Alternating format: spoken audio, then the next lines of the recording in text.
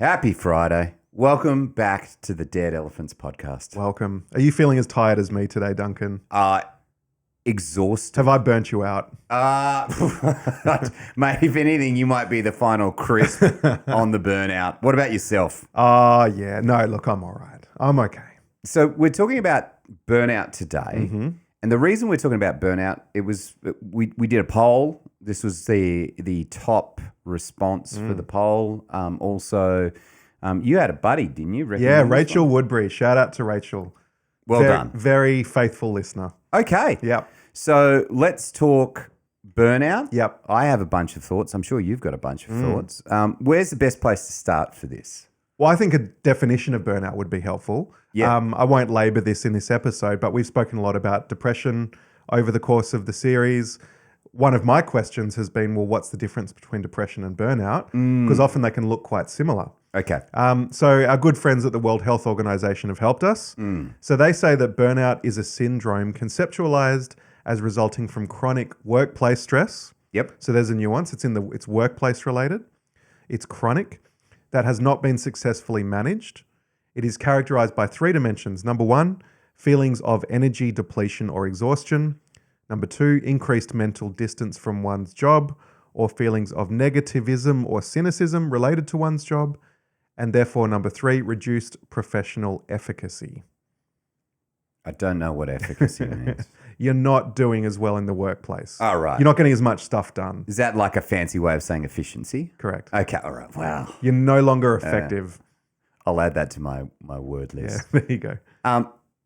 It's a real thing. Yep. I think what we've seen is a lot of workplaces trying to figure out a healthy work-life balance by including more beneficial things at work, right? You know, some places are catered. Yep. Some places have gym memberships. Some Employee places, assistant programs, Yeah. in-house counselling. and even kind of expanding the range of opportunities to volunteer, take a day off work and serve doing something they've found to be radically beneficial as well. Yep. But this all sits within kind of a framework of have we created an unsustainable environment for work? Yeah, and it makes our churches complicated because what we can end up doing as pastors is asking already close to burnt out people to do more in the church. Yeah. And that just creates levels of complication because serving is a picture of what it means to be a biblical church. How do you do that? And the other way my friend Rachel phrased it is burnout / guilt in saying no. Yeah. And that's something we can struggle with in our workplaces and in our churches. And Well, we play on that Sam Haddon over at Northside Church, a buddy of mine, used to say what we've done is rostered servitude. Yep. And you feel guilty every time you back out of serving in a church. And most pastors kind of play on that, whether or not that's knowingly or unknowingly. And what happened during COVID was kind of like a circuit breaker for all of that, where people are like, oh, actually, I don't have to do this every week. Yeah. And that might be healthy. Like one of our values has been as a church to figure out a way to make Sundays rejuvenating. So how does Sunday become the most rejuvenating experience ever, as opposed to figuring out a way to lean on 10 people and not burn them out too quickly? So where have you gone with that exploration? What does that look like so far? Well, I think it's making Sunday simpler. So there's a predictability to Sunday that I think is helpful. The clear expectations of what we're looking for, not professionalism, but thoughtfulness, and to think outside of the box. If there's three components to our worship service, which is song, talk of some description, and then family time, each one of those should do something to enhance the experience of being there on a Sunday. Because really the beneficial experience of being there on Sunday is really to serve you. So if it's not serving you well, what do we need to remove? And we haven't figured it all out yet. You'd still come along on Sunday and go, this is a traditional Sunday service, but we've actually stripped out 60% of the volunteers and then rotated people on a 3-week roster, so they've got plenty of downtime.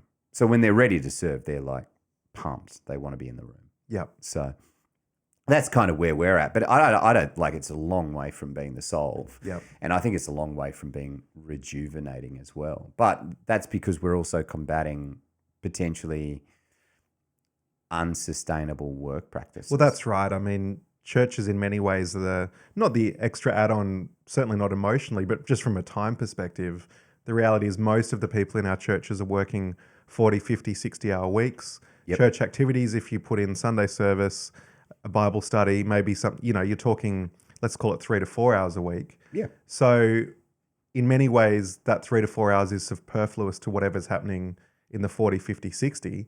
But it can feel like the straw that breaks the camel's back when you already got so many pressures Monday to Friday. Yeah, yeah.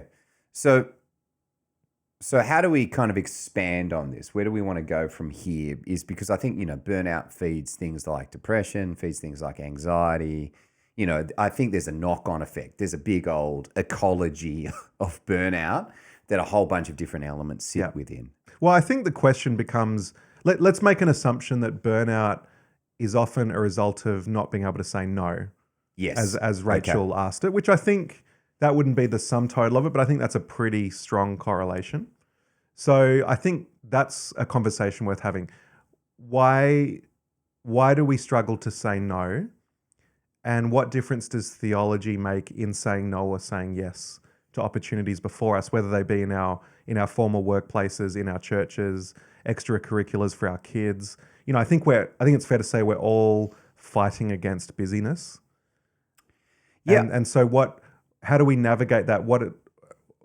Can I push back on the question? Go. I don't think the question is how do we say no? I think it's the establishment of healthy boundaries, which gives us... Isn't that just the same way of saying the same thing? No, it's not, because it then gives us a framework where it's much easier for us to say no. So you're saying there's a step before saying no? Yeah. So I think if you don't know what the boundaries are for your life that are healthy, then your framework for saying no is reactionary. Okay? Oh, no, I'm too overwhelmed. No. Right? So it's a response from... I have now realized I've gone beyond the parameters of what's healthy for my family unit. Whereas if you go a step before that, the step before that is, where are healthy boundaries? And I know if someone asks me something, I can say to them, listen, that actually sits outside the boundaries of what's healthy for me and my family. It's just way easier. It's like casting the positive vision. So you actually have a metric to say yes or no according to values that you've set. Yeah. So someone like in his book Love Does, Bob Goff makes this point that he's always home by 3 p.m. to welcome the kids home, and he's always there for dinner. I think is his big point, is that he wants to be there for evening dinner no matter what he's doing, where he is. He's got to be home by 3 p.m. to greet the family and eat dinner with them. And this is a guy who was, proconsul to the Ugandan chiefs. Sorry, this is such a terrible... he's not... Is that what his LinkedIn says? He's not linked to the podcast, but he's an extraordinary speaker. All people should be busy, is your point. And he's saying, no, I'm home by 3. So you want me, I'll fly out first thing in the morning, not a problem. So he had these really clear boundaries on his life. And he just had no problem saying no to stuff because, hey, that's a 6 p.m. meeting. I'm at home with my family. I'm not doing it. Play devil's advocate. Isn't that a bit selfish? Isn't that a bit rigid? No, because hasn't it been for years and years and years? We say relationship with God first and then relationship with your family second. Okay. So now we start to hit some paradigms here. Right? But I mean, you've heard that, right? Yeah. Is it true though? Well, I think though every single one of those requires boundaries, right? And I think what we probably don't do well is establish healthy boundaries with God. What do you mean? We don't. We kind of go, like this perpetual state of prayer is this dream that we can all live towards, but no one actually says, Sunday is actually me and Jesus time. And so this year was the first time I established healthy boundaries with God. And I just said Friday is just me and Jesus. So I'm not on my phone. I'm doing things that kind of delight in the blessing of God. And people got real cranky because I was not contactable. And that lasted about 2 weeks. And then everyone was like, oh, actually, it's really good that he's doing that. So we'll just talk to him on Saturday if we need to. I'm 43. Like, this is like the first year. I've been in pastoral ministry like close on 18 years. This is the first time I'm like, no. I've got a Sabbath day now, and this is a big deal, and this is a new concept for me. It's like, what have I been doing? A bit in late on that Scripture? one. Yeah. Yeah. And so, But I think most people would say the same about themselves, and that herein lies the problem that we need to talk about. yeah. So I think if I'm constructing healthy boundaries, the questions I would be asking is, what's the minimum requirement for dinners with my family? 0 is not the minimum. Is it possible for you to eat 2 family dinners a week or more? And then I go, what's the maximum on that? You know, like obviously the goal is if I can have 5 family dinners in a row, great. How many weeks can I go at the minimum requirement? Because if 2's the minimum, we don't want to always be eating the minimum requirement each week. What is the day where it is restful and all about Jesus and family? Is that Sunday? And is that like possibly the best day? You know, these are just questions that I would be rolling through my head. What I like about what you're saying is, before you even get to that, what I'm hearing is you zoom out and go, essentially, what do I want to stand for in life? Yeah. What matters to me? What matters to me as a follower of Christ? Starting at that high level, it's like the company setting a vision statement. Yeah. Before you can get to your mission and your values, you've got to start with that high level vision. And I think Scripture gives us that vision to love God and love our neighbor as ourselves. That's part of the tension, is that could look like a whole host of things, and it could look like everything. And so trickling down, okay, my umbrella vision is to love God and love my neighbor. I think the next step would be, what are the gifts and the passions and the desires that he's fearfully and wonderfully made me with uniquely that's different from you? So your exercising of loving God and loving neighbor will look different, and yet the virtue is still there. And therefore, you have a way to say yes or no according with those. Warren Buffett has a great saying with investment. He says, just because something's in the strike zone doesn't mean you should go for the ball. Yeah. Because within the strike zone, you have higher percentage and lower percentage plays, or in his world, investment. And I guess in theological terms and in life terms, we are not, like, we have so many good choices, and that's the problem.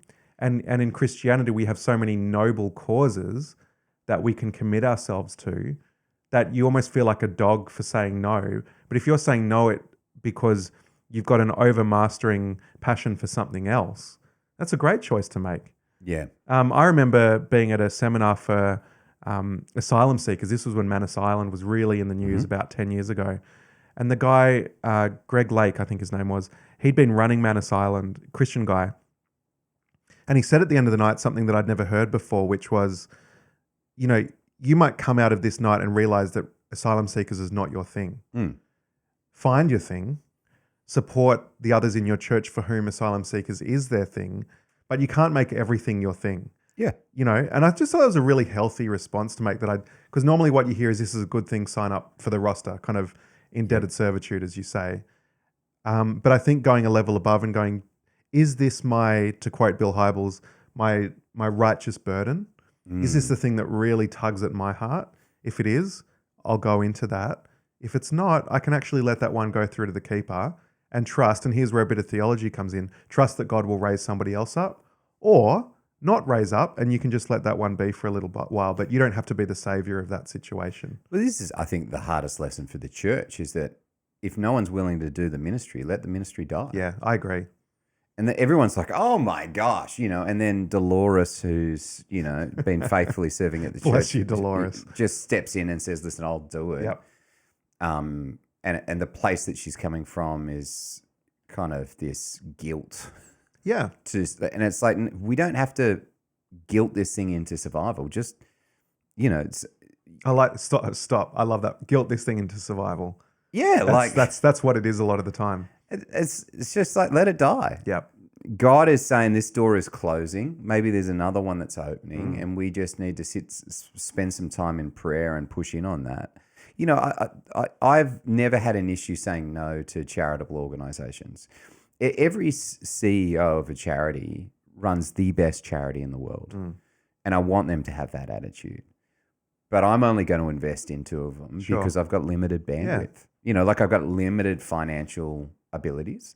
So that means I just want to be really directed with who I sow into. And I've just applied that to everything. So, I see the Guide Dog Association and they say, hey, can you give us some money? I'm like, no. I don't feel bad about it. Yeah. There's someone else there who loves That's those, their thing. and they go mental for Yep. it. And so I know that they're going to get the support because I've made a decision with our family that these are the 3 charitable institutions that I support, which just makes it really easy to say no. And I think that's the same with work. We're in our 40s. I'm not. Speak for yourself. Okay, I'm in my 40s. I look like I am, but I'm not. Where we have commonality is we are surrounded by people who are hitting the peak of their work life, okay? Which means there's incredible demands on them to be present at work, and they're really wrestling through a lot of this. And they keep using this term, work-life balance. And I don't think there's I think that's a fallacy. I don't think there's such a thing as a work-life balance, is that there are seasons of ebb and flow. So I know when my wife was first having children, there was an ebb back towards the household, which means that I was less productive at work. Yep. And that created pressure. But I decided that the pressure of being more at home and more present with my family was more important than the pressure from work to achieve. And I think that's really powerful. Like what you're talking about there is you actually have agency to make decisions. Yeah. I think part of this is we all have that agency, but it's very easy to feel victim to our circumstance. Yeah. To, as you said, kind of reactively say yes or no without having a metric for it. And I think as Christians, we need to drop our fear of man a little bit. Like, I guess put another way, for some people, being a CEO is just total hand in glove fit. That's what they're meant to do on earth, and they just clearly do it well. But for others, though, sorry, can I finish my point? But what I was going to say is because these guys are in positions of leadership, are at these demanding jobs all the time, and they go, well, I've got this culture where everyone is there all the time, is that leadership is a top-down thing. What if you're the one who's creating the culture of workaholism at work because you're there all the time? And you just took a moment to say, reset, I'm actually going home at 5 because you're now a leader in that industry. Does that then change the culture of the workplace? Sure, you become the change. That's, I guess, where I was going. And that's where that ebb and flow becomes really significant, is sometimes we're the agents that are creating the culture that we're also trying to strive against, and we're just not aware of it because we're like, oh, well, I'm the boss. I have to be here. I care about this more than anyone else. I'm like, yeah, but what if you just said, guys, it's 5 p.m. Out the door.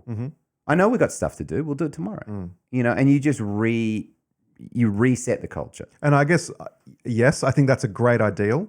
Yeah. I think if you're in a workplace where that is not possible for whatever reason, I guess my message is just own it.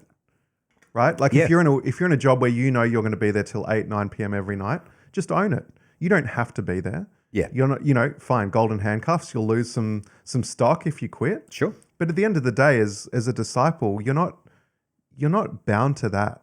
Your allegiance is to the Lord. And I'm not saying quit your job, I'm just saying own whatever decision you make, whether that's quitting or staying, rather than trying to do everything, play victim to your circumstance and burn out as a result. Like, you have more agency than that. Yeah, and if you have established healthy boundaries, it gives you way easier permission to say, actually, I'm not doing this. And that's where I think a lot of people just haven't established those boundaries to say, okay, well, this is actually where I draw the lines and the margins in my life. And when we cross them, I don't feel bad about saying no. I've had a bit of a revelation in my own faith, even this last fortnight related. So I think Jesus' vision for life, if you had to boil it down, is the 2 great commandments. So all the law and the prophets hang on loving God and loving neighbor. Now, for many years, that's where I stopped, right? So I'll repeat it. All the law and the prophets hang on the 2 commandments of loving God and loving your neighbor. But there's actually 2 more words that he says. Yeah. All the law and the prophets hang on the 2 commandments of loving God and loving your neighbor as yourself. Yeah. And I've just functionally missed the as yourself part.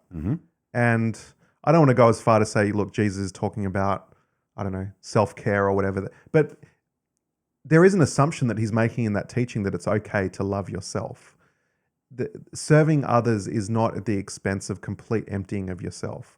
It's Yeah. it's a dance. It's a relational dance where sometimes you're being sown into, sometimes you're sowing into others, and it's not a precise science and it's not a formula. And I think we often want formulas to say yes, no, maybe, but actually, I think Jesus' picture is a bit more fluid than that, where he's saying, kind of to a degree, work it out yourself. Like you know yourself, you know where your boundaries are. Different people have different engines. Yeah. Some people legitimately have bigger capacity than others. So it can't be about comparing to others. It can't be about the opinion of others. It has to be starting with you and God. Am I fulfilling the two great commandments? Am I doing it in a sustainable way? And whatever happens from there, then you can start to say yes or no. Yeah. And I when we preached on this, one of the things I made a point of saying is that when you love out of weakness, your expression of love for yourself plays out in your loving expression to your neighbors. So if you're not loving yourself healthily, that's how you're going to love neighbors, right? So if you are a workaholic, then your expectation as a result of the love that you have for yourself, which is to be a workaholic and just burn the candle at both ends, is an expectation that you then express to your neighbors. I don't have time for that person. They're lazy. Have you seen them? And so I would often be at the gym because, like I think these days I'm much more contemplative and I have really throttled back a lot in life just for preservation. People are like, oh, you get it, don't you? You're high capacity. I'm like, nah, actually I'm not now. I'm low capacity. Yeah. I know the things that I want to do and I want to do them well, but outside of that, I just got no framework for anything else. Yep. And I'm running at a velocity that's not the same speed or pace as you. I don't feel bad about that. And so if that means that there's times where you just have to run on ahead, that's cool. Like I'm in a jog right now and I'm okay with that. And I think they're just shocked, like, nah, this is prime working season and blah, blah, blah, blah. And I'm like, no, I know who I am and I know what I can do. And I either throttle this bad boy up and then it sits in the repair shop for 2 weeks or I learn to drive it with respect. Yep. It's good. And so but that's boundaries, right?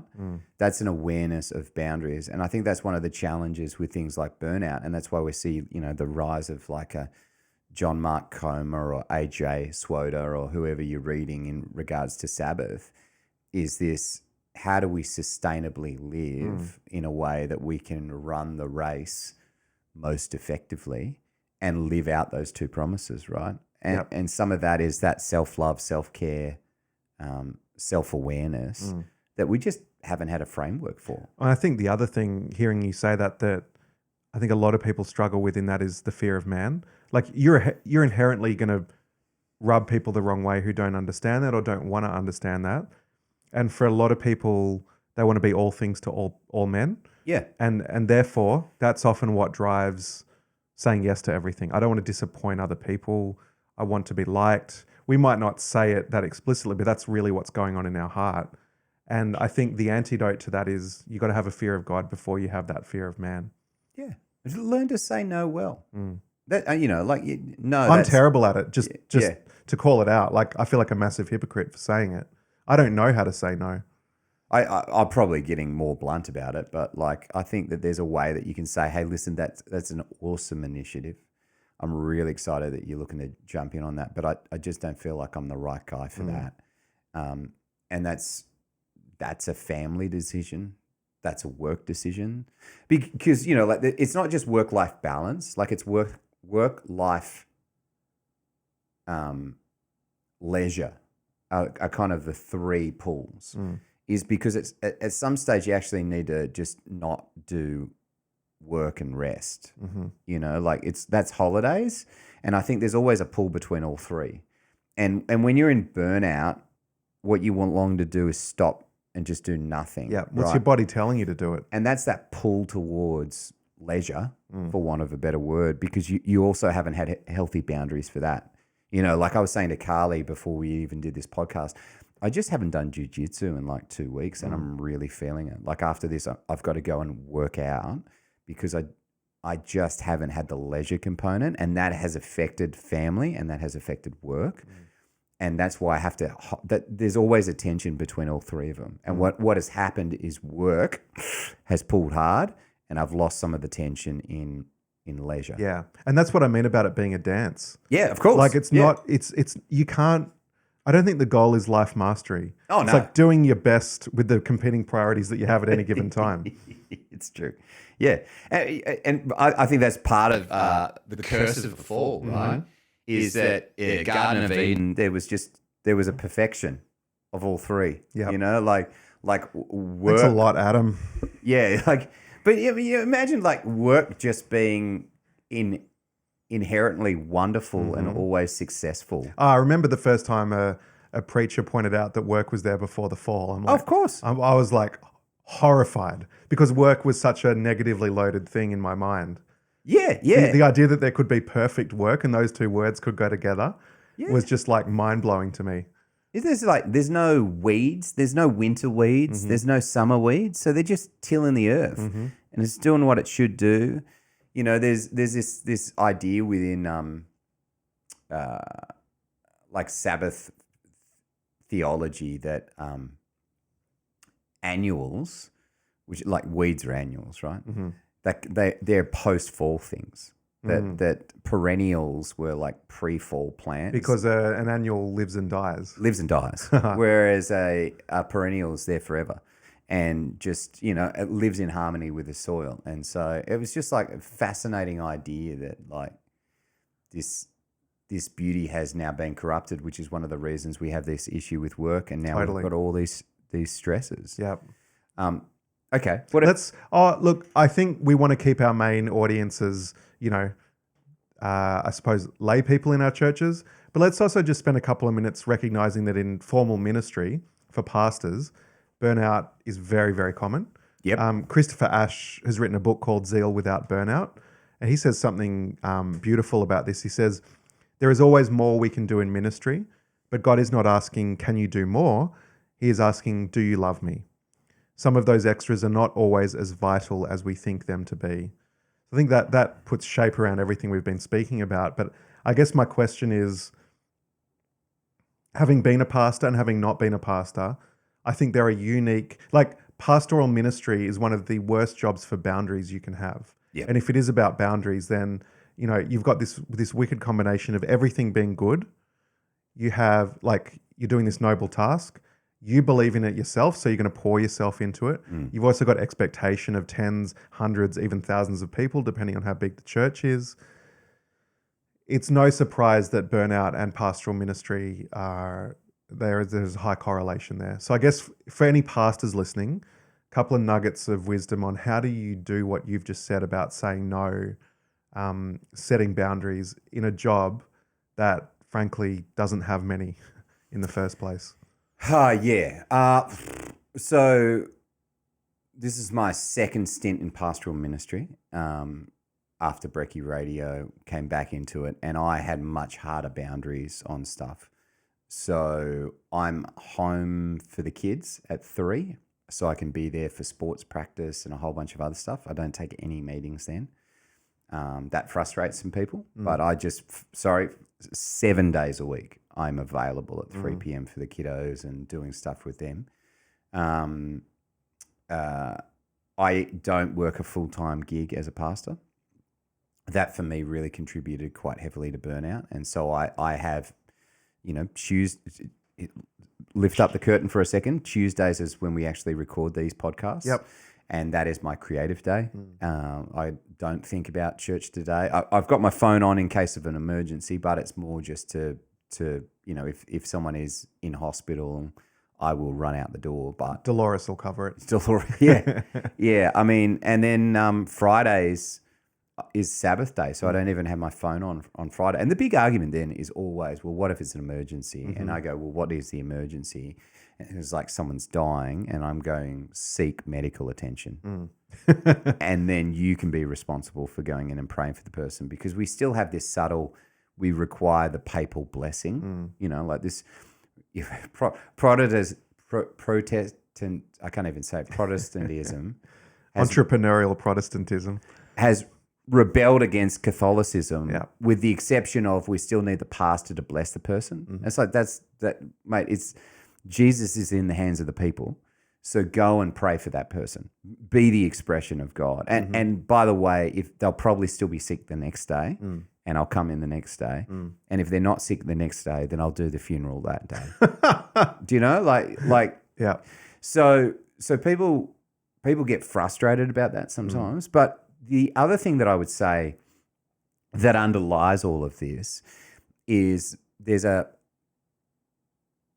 pastoral timidity that pastors are really scared about being fired from their job because they don't know what else they're going to do.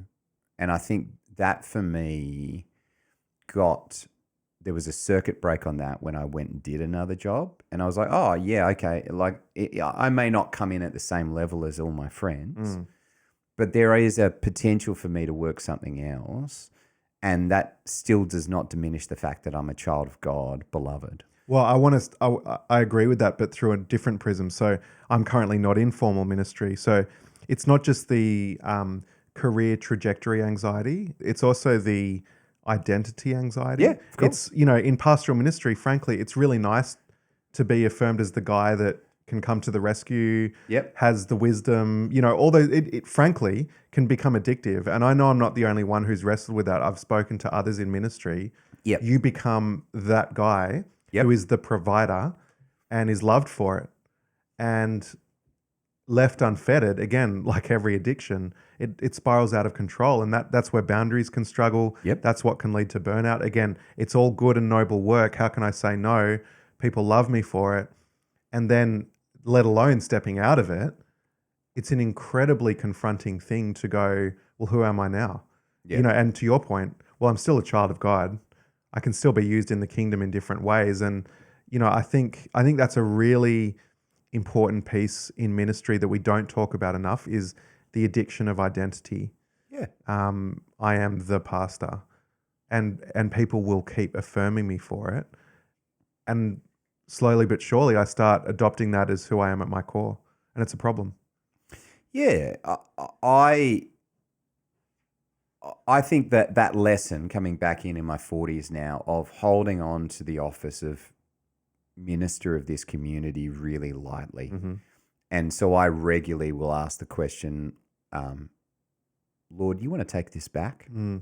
Like, I don't feel called or equipped to be the guy, although I feel like you've given me the equipping to it and you've called me into it because I'm in this season, but I'm okay if you take it.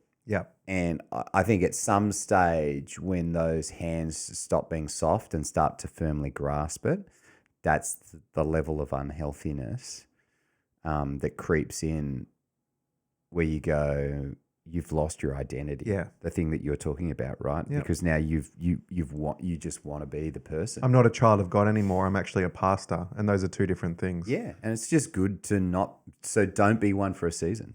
Oh, I don't know what to do. You can mow lawns. And there's nothing real. By the way, you probably make good money mowing lawns, better than you did as a pastor. And it's like, because I think the thing is it's super visually rewarding. Like I build Lego. I say this all the time. Don't justify your No, I will, because I build Lego and a whole bunch of other pastors that I'm friends with build Lego because we have instructions, you get to the end and you have a product. People aren't like that. I'm just a real man. I do it with home renovation, not Lego. Yeah, but you get to the end of it. It's tangible. And you can see the result of your work. And that's why I think there's goodness in pastors becoming like groundskeepers. It's ministry is inherently abstract. Yeah. And so doing something practical and concrete is a beautiful antidote to that. Yeah, become a concreter. You get to the end of it, you're like, I poured that. Change your name to Gino, become a concreter. Like, fountains, angels. You can do it. Yeah, I don't know where I was going with that.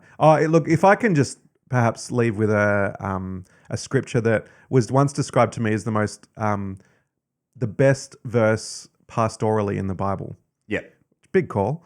But I think it's really relevant to this conversation. So 1 Thessalonians chapter 5, Paul says to the community there, now we ask you, brothers and sisters, to acknowledge those who work hard among you. Okay, so working hard is part of community, who care for you in the Lord and who admonish you.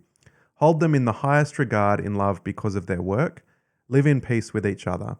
listen to this next bit. And we urge you, brothers and sisters, warn those who are idle and disruptive. Okay, so you got to warn idleness. Yeah.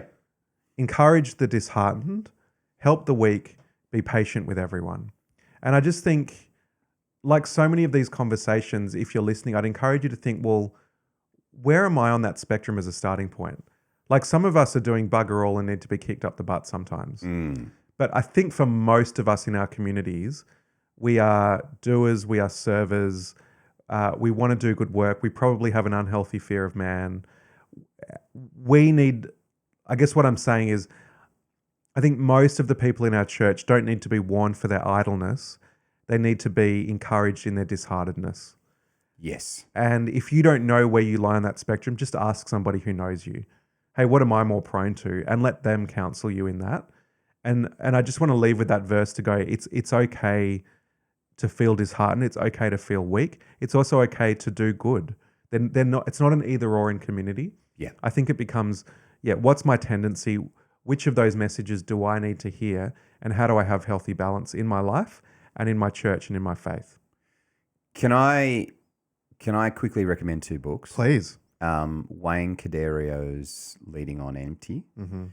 Sensational read for any pastors who are feeling kind of on the brink of burnout. So this is probably more of a reactionary book than a proactive book. The other one that I would say is an old one, if you can get your hands on it, which is Cloud and Townsend's book on boundaries. It's just called Boundaries, I think. Yeah. And there's a whole bunch of spin-offs. Yeah. So there's Boundaries for your marriage, Boundaries for your teens, but they're all a play on the original book. I found them profoundly healthy in establishing good frameworks for all of this. Yep. So Yeah, I mentioned it before, but I'd add Christopher Asher's Zeal Without Burnout as a third one in that. perfect. Yep. Awesome. Well, listen, jump on the Discord if you want to leave feedback. If you're listening to this on Spotify, you can leave comments in Spotify. There's always, how did you feel about this episode? And if I remember to do it, I change it to a better question. But leave a comment. We've found this really helpful, especially as we picked episodes, because this was based on a poll. Yeah, we want to know what you want to talk about for sure. And so we're trying to do that more and more now. And cool. All right. We'll see you again next week. See you next week.